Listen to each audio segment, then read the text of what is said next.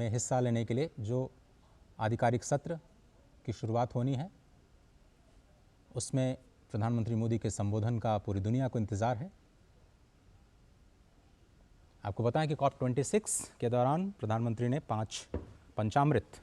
दुनिया के सामने रखे थे, जिसमें 2070 तक भारत को कार्बन न्यूट्रल बनाना, 2030 तक जो NDCs तय किए गए हैं उसमें विकासशील देशों की क्या भूमिका हो, उस पर उन्होंने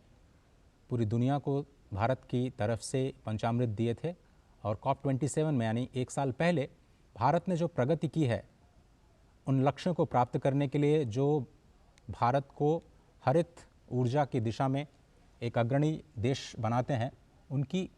एक रूपरेखा दुनिया के सामने रखी गई थी। COP28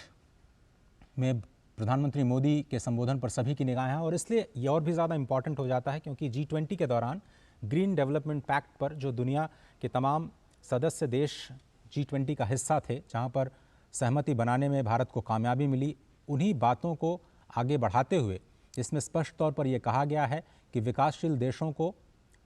$5.9 ट्रिलियन के फंड की ज़रूरत होगी अगर उनको अपने NDCs के लक्ष्यों को प्राप्त करना है। जलवायु परिवर्तन में क्लाइमेट फाइनेंस और क्लाइमेट फ्रेंडली तकनीक, ये दोनों चीज़ें बहुत ही इंपॉर्टेंट हैं जो कि विकासशील देशों के पास नहीं है। भारत ग्लोबल साउथ की अगुवाई G20 में करता नजर आया और अब बहुत मुमकिन है कि प्रधानमंत्री एक बार फिर से लाइफस्टाइल फॉर एनवायरनमेंट जैसे जो अभियान शुरू किए गए हैं भारत से, उनकी वकालत करता हुआ नजर आएगा। साथ ही साथ COP28 के इस शिखर सम्मेलन में भारत अपनी तरफ से उन मंत्रों को देता हुआ नजर आएगा जो पूरी दुनिया को, पूरे विश्व को हरित विश्व की ओर ले जाने में अहम भूमिका निभाते हुए नजर आएंगे। प्रधानमंत्री का स्वागत UAE में परंपरागत तरीके से छठी बार है जब प्रधानमंत्री UAE के दौरे पर पहुंचे हैं अपने 2014 से कार्यकाल संभालने के बाद।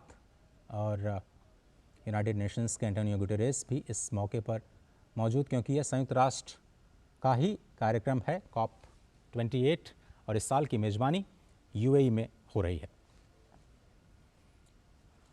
बहुत ही अहम है संयुक्त राष्ट्र की तरफ से ये सालाना कार्यक्रम, जिसमें सभी राष्ट्रों को एक मंच प्रदान किया जाता है जलवायु परिवर्तन से संबंधित मुद्दों पर बातचीत करने के लिए, अपनी राय रखने के लिए। और एक एक करके तमाम राष्ट्राध्यक्ष पहुंच चुके हैं। आज इससे पहले लॉस एंड डैमेज फंड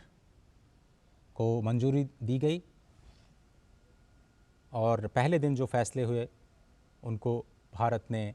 उनका स्वागत किया था और सभी की निगाहें इस बात पर हैं कि प्रधानमंत्री मोदी कौन से वो बड़े ऐलान या फिर बड़े मंत्र आज शिखर सम्मेलन के दौरान देते हुए